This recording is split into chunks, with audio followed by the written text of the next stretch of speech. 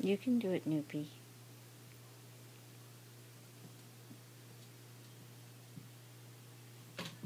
There, you did it. You're a good boy.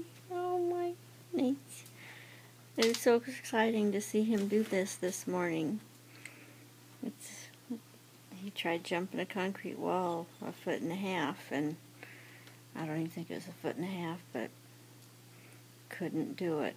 And this morning he walked in here and jumped up on this file cabinet that I feed him on to keep the dogs away, or used to feed him on.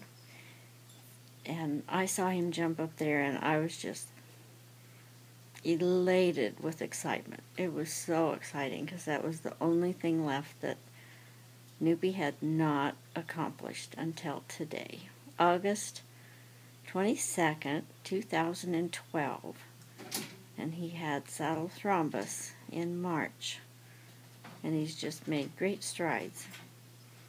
Awesome, Noopy. Look at you go, baby. Yes, sir.